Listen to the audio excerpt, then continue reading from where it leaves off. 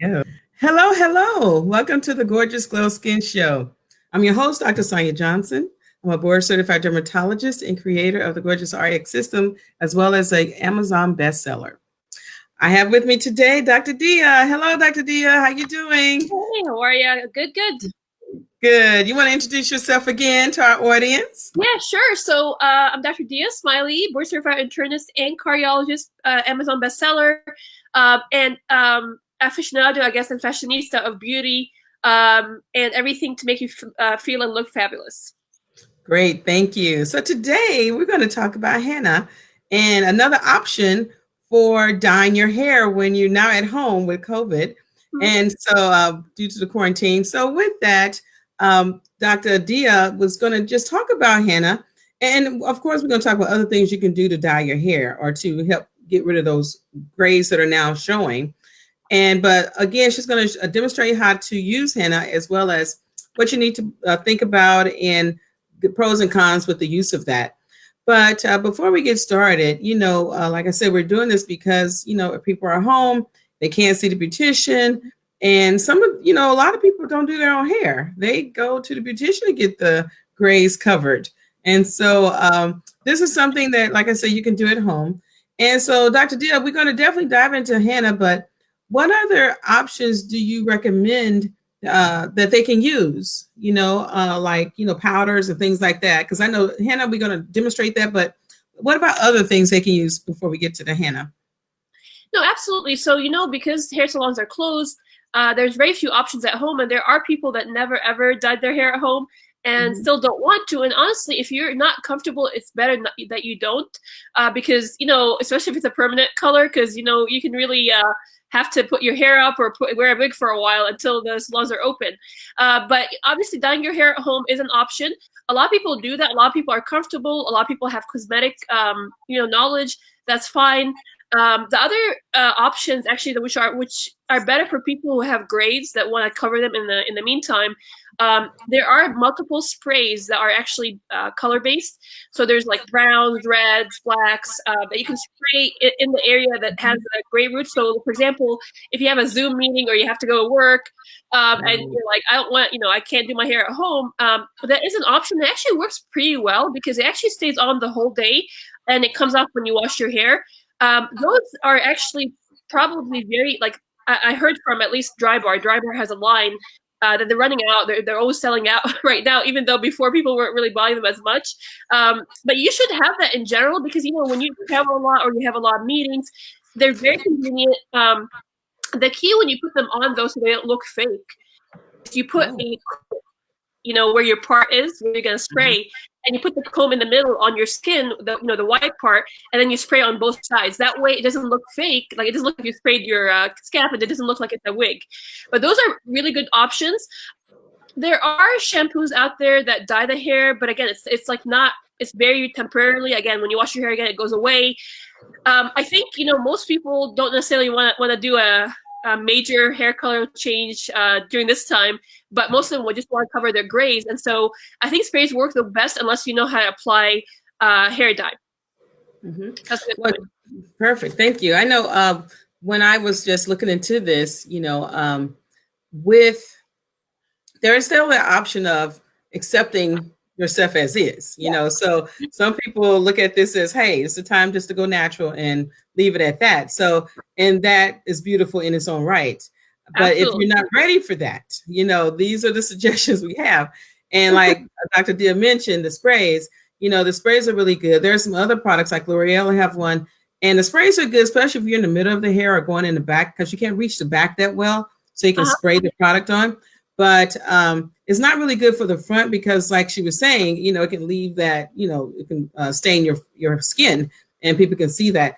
But the spray sort of weigh your hair down a little bit, but there are different colors. So you definitely have a lot of options.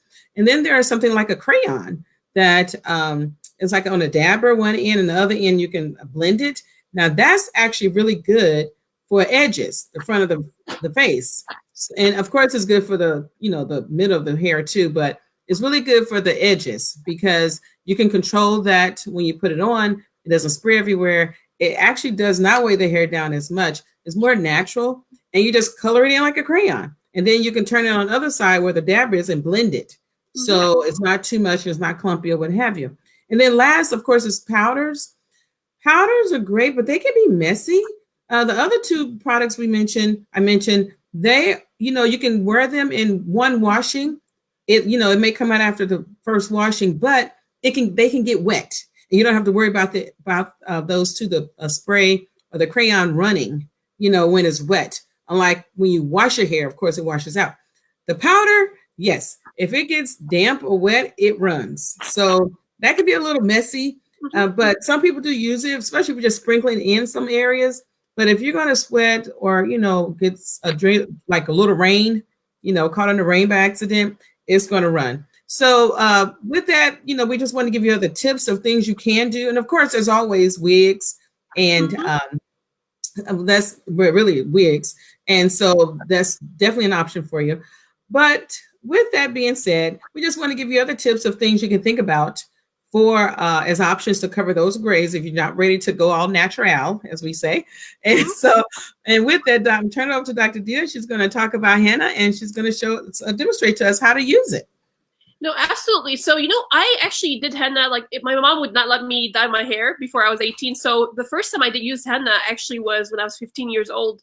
And it actually turned out to be this like orange blonde color, because it's almost like the color I had when I was a baby, because when I was a kid I had blondish hair, and so it was a beautiful color and I loved it. I was like, oh, I can do this forever, because I had the misconception, like a lot of people do, that henna comes in one color, which is red, right? And it's actually not true, because henna itself, which is also called mehendi, by the way, some cultures call it mehendi, but henna is actually a green herb. It's like almost like army green, right? And it's like usually ground fine and dried up, and usually they add other things to it to give the dye other dye colors. So, Dr. Sonya, if you want to do it, for example, you have dark hair, browns and blacks, they usually add indigo to the herb itself, or in the packet to mix them together. And then there's also different colors, like what I'm going to do actually, because I'm going to do my hair today, but you can have more like a caramel color or more like a blondish caramel color. And usually they add like casara brevara, which is another herb for that. The other things that can make your hair lighter, by the way, which you can add to the henna mix, or even do it alone, although it doesn't really work if you do it just once as much as like over and over, is chamomile actually lightens the hair. So a lot of people put it in the henna when they mix it. They put like maybe like half a cup of chamomile in there, because chamomile is known to lighten the hair. Also mustard. So even I'm sorry, I didn't hear you. You cut out. What does it do? The chamomile? Oh, the chamomile lightens the hair. So, okay. Yeah, so a lot of people actually put it on their hair alone. It doesn't make a huge difference alone, but when you put it with the henna mixture, it does. It gives it this like light glow, depending on what the henna mixture has. Also mustard. So mustard, even from a bottle, if you mix it in there, you put a little bit, like maybe 2-3 tablespoons, it actually lightens the hair, and mustard alone actually lightens the hair too. Now, it won't lighten your hair if it's jet black, right? But if you have like brownish with some highlights, or it's got like a red pigmented base to it, it may lighten it much easier. Okay. So as far as the henna, usually, so like I have this kind of henna that I got from Amazon. I have a lot of different hennas because my sisters who live in the Gulf, or people from Lebanon, they get me some. I actually stopped doing it for many years because I want to highlight my hair. I want to change colors very frequently.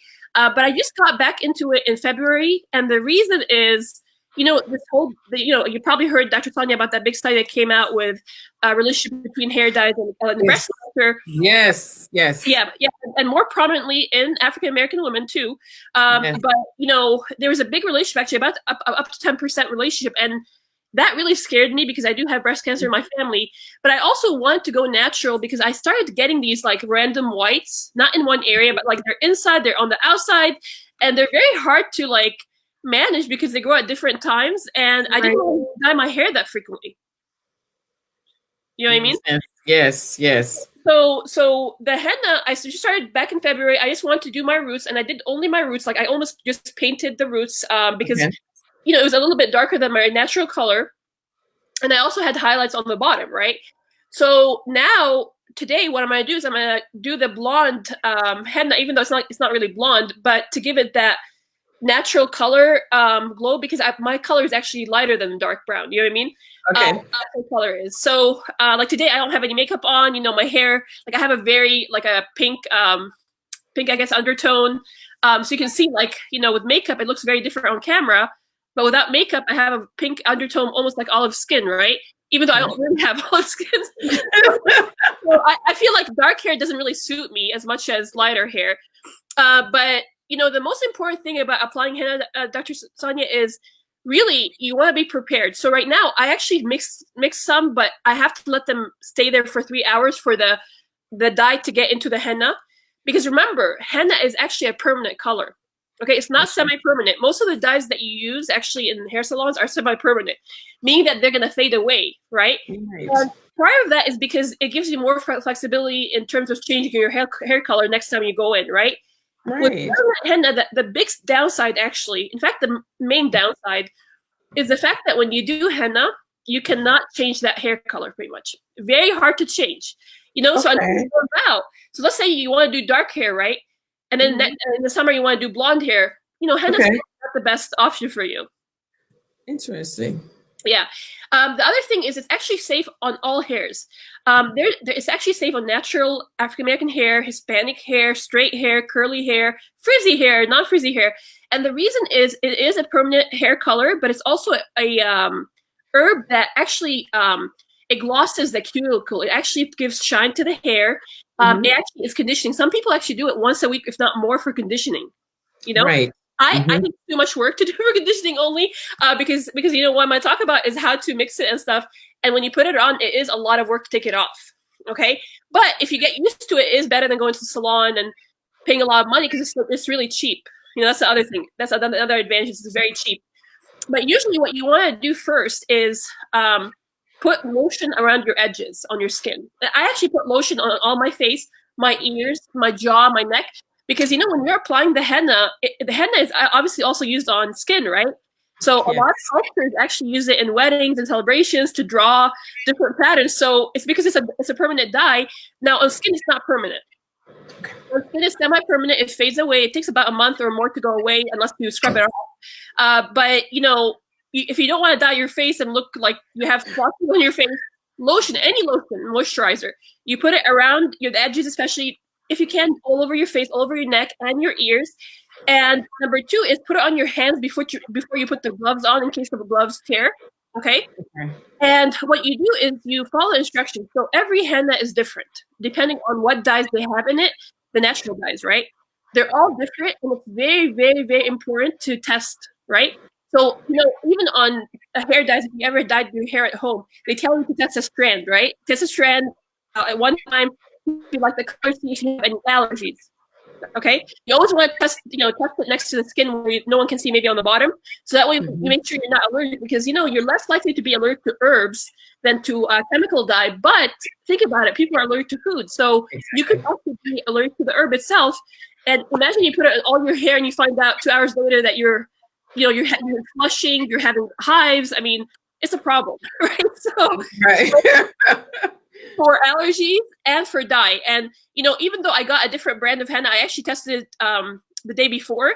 I just mixed a little bit and I tested it. I liked the color. It didn't, I didn't have any allergies. So that's why I put it all over my roots. Today I'm using the same henna.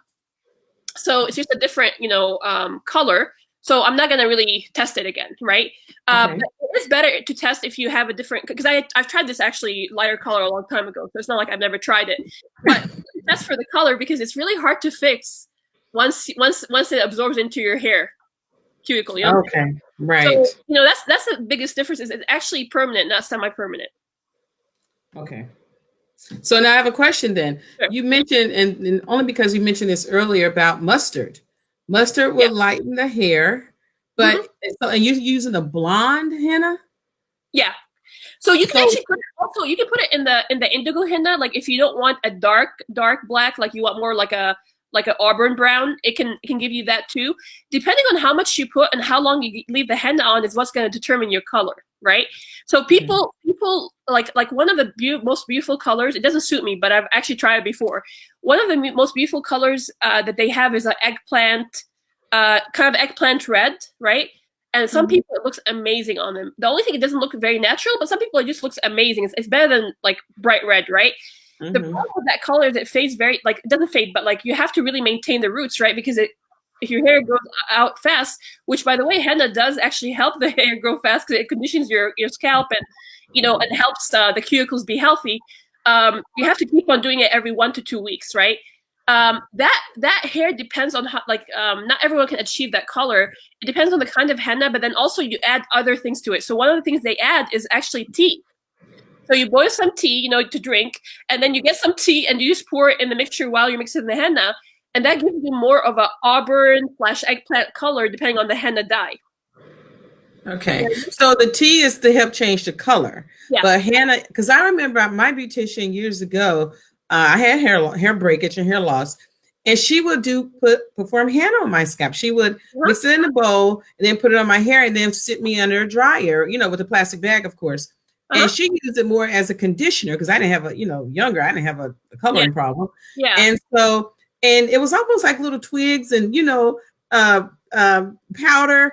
And I remember it just made my hair thicker. And every time I go see her, she would do this same procedure. And so, and I was thinking, why is she using this? But, you know, she's a beautician. I'll let her do her job. And so, but my hair grew and it was thick. So does it help with moisture, with dry hair too? With brittle hair? Okay.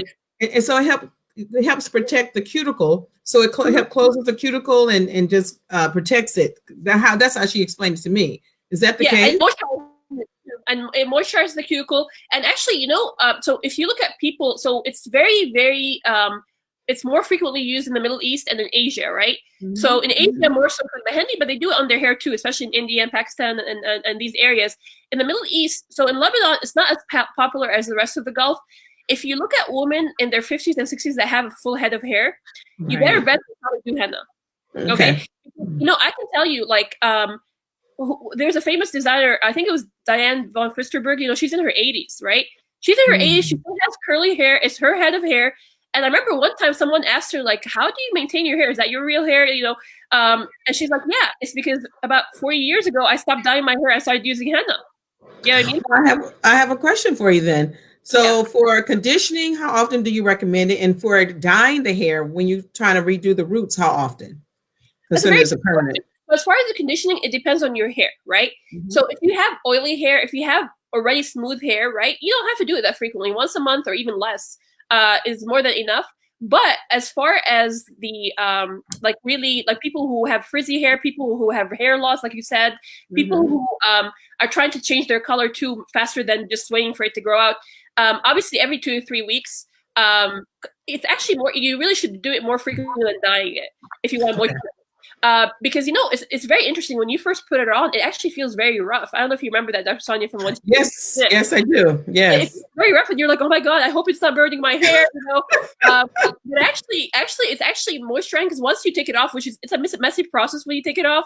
Right, it is. You know, but when you take it off, you're like, oh my goodness, you know, my hair. I mean, the next day I actually straightened my hair, like I blow dried my hair, and I was like, wow, this is a huge difference. That you know, how much that lasts depends on how frequently you wash your hair, what kind of hair you have, right? And what kind of products you're using too.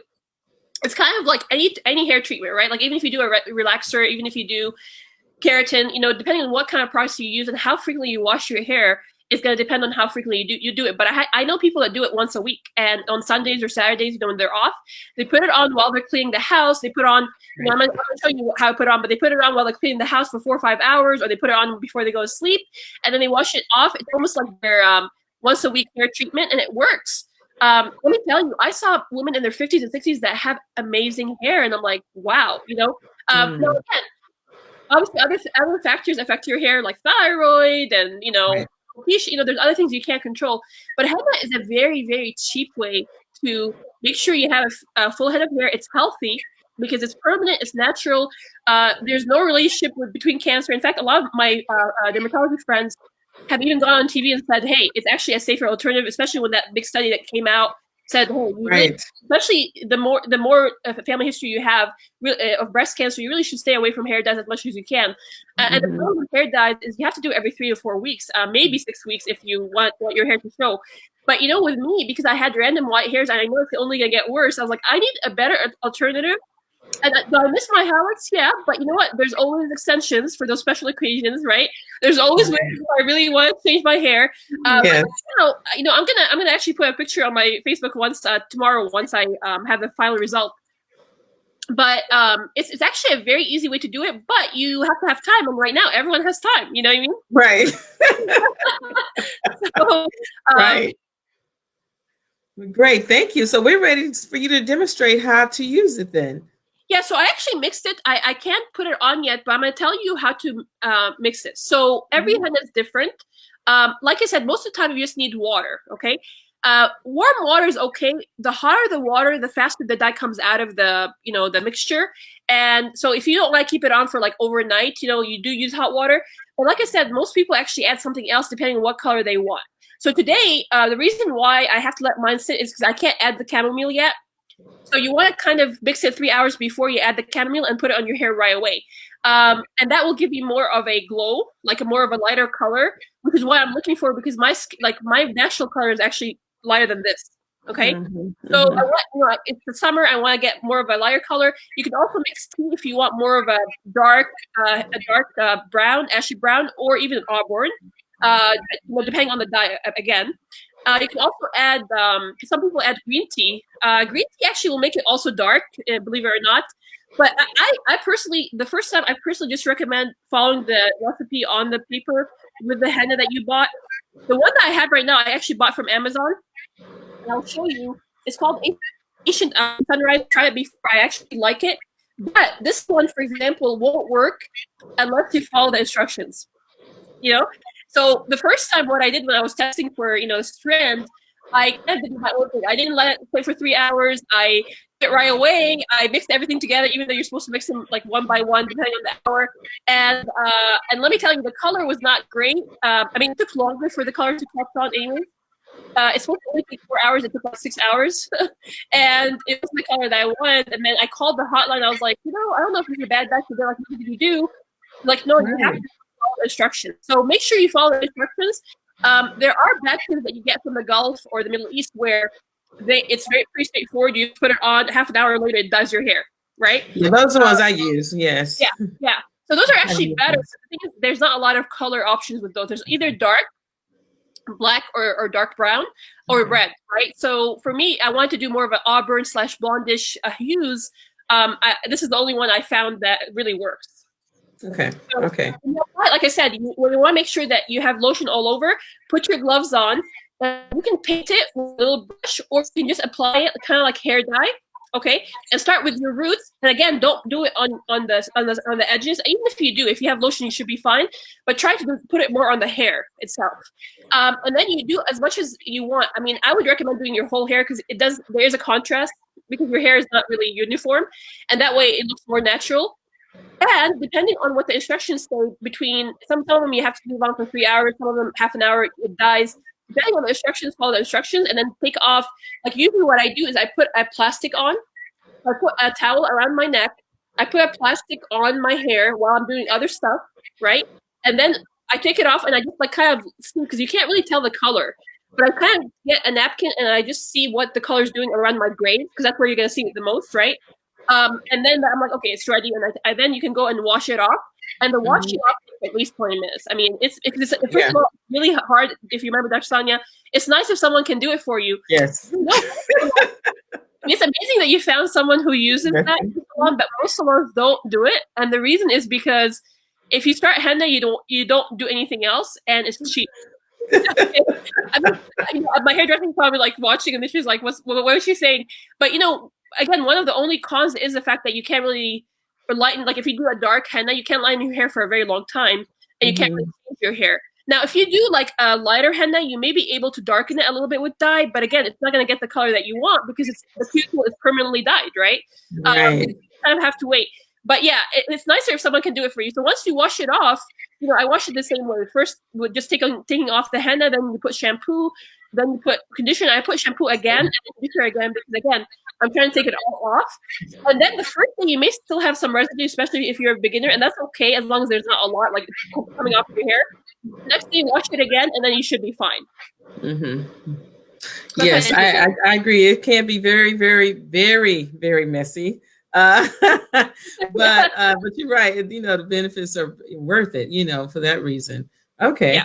Now, and so once you finish rinsing it out, then you can apply heat, right? Is that a problem? Yeah, Okay. you can do that. So I usually, usually from my experience, you don't want to do it the first day. So like that's why it's good to do it when you're not doing anything on the weekend, or let's say you have a day off, because you don't like you're probably again if you're a beginner, you're probably gonna have a little bit of residue left from the henna, and so you don't want to blow dry your hair when you have residue. I mean, honestly, it's just gonna fall out faster. So maybe you could, but you don't want to go to work and then you're shedding like henna on the desk. So I usually say, hey, wash it the first day, second day wash, and then you can blow dry it and go on and style it. You know what I mean? But if you've been doing it for a while, like I've been doing it for a while, I did it a long time ago too. Then yeah, you can do that right away. Make sure that you off all the residue. Now you mentioned something about green tea. You said green tea mixed in a henna when you're mixing it up. So you put henna. Well, if you go by the instructions, but if you have the one, because I used to get years ago, I used to get the one that's in a pack and it comes in a box.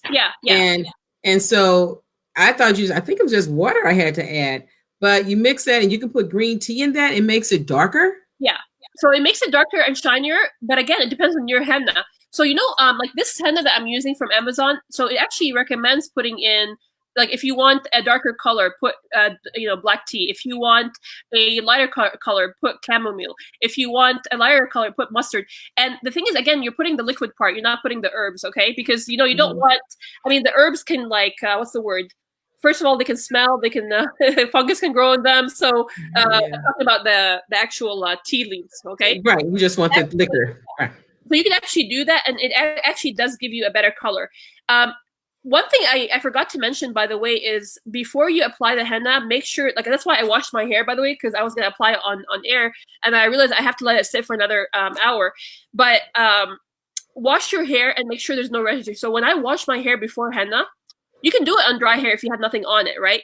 But if you have a product on it, it's not going to catch. Okay, so you want to wash your hair. I didn't even put conditioner because conditioner sometimes leaves a residue, right? I actually washed it just with shampoo, this like natural shampoo, and made sure there's no residue. And it is a little hard right now, right? But the thing is, like, you want to make sure there's no product on your hair.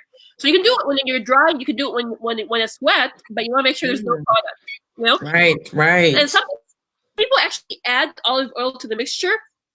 That's actually not recommended for a lot of the dyes. Some of them it's okay. The ones that dye in half an hour doesn't matter.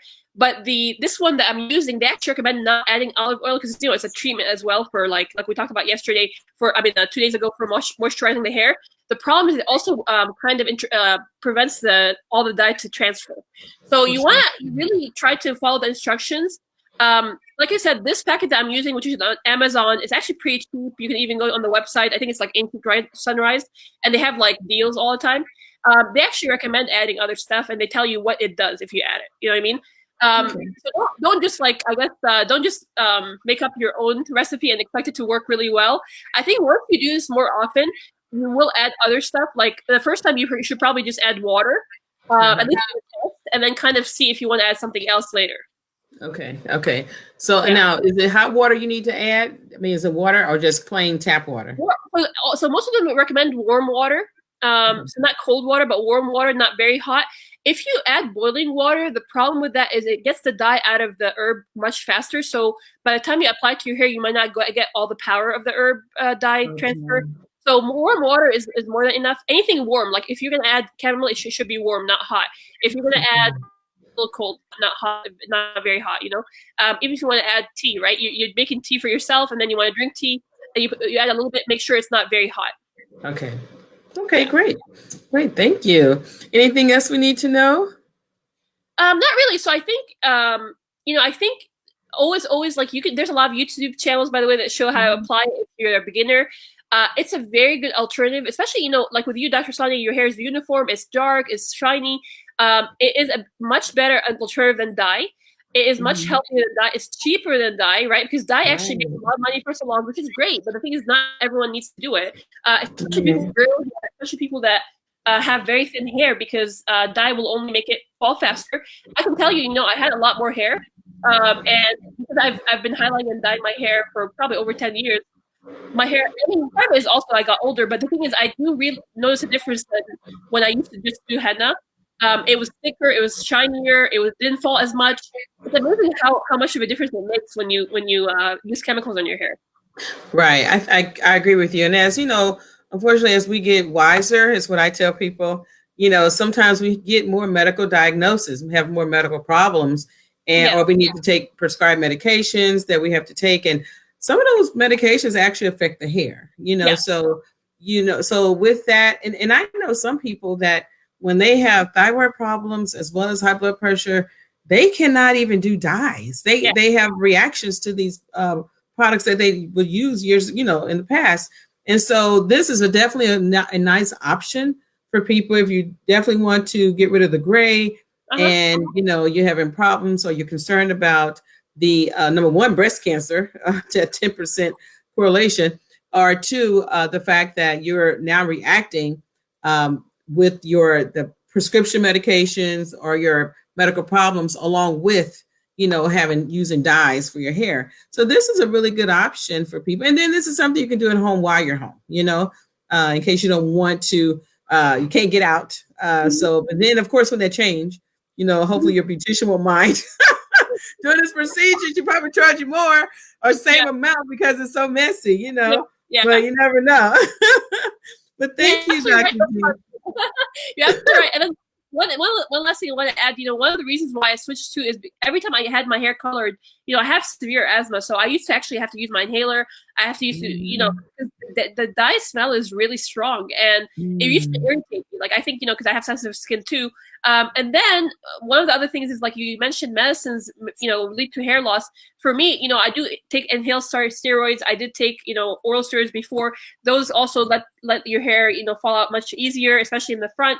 So there's a lot of reasons, but I'm actually excited to see if I do this for a year, how my hair is going to look like. You know what I mean? Yes. I mean, it's amazing. Like when I see women in their 50s and 60s, like with a full head of hair, long hair, right? It's really hard to grow your hair that long at that age. I'm like, wow, so hopefully. But hopefully. Well, thank you again. So I want to thank everyone for joining us and Dr. Dia for being on with us for the several days you've been with us. I do appreciate you. And you have definitely helped us educate our followers. So thank you again. Again, I'm your host, Dr. Johnson. Below yours, we had Dr. Dia's information up for her Facebook, which is Dr. Dr. Dia Smiley. And definitely you can go onto Facebook and follow her as well as myself. Mine is below now, but definitely follow us. And we have some more information for you as we, continue to educate our client, our followers on Facebook Lives. But again, I'm your host, Dr. Sonya Johnson. I'm a board certified dermatologist and creator of the Gorgeous RX system, as well as an Amazon bestseller. I help women who want to have even and clear skin tone with increased confidence. If that's you, you're at the right place. Thank you again for joining us, and we'll see you soon. Take care, and thank you, Dr. Dia. Thank you. Take care.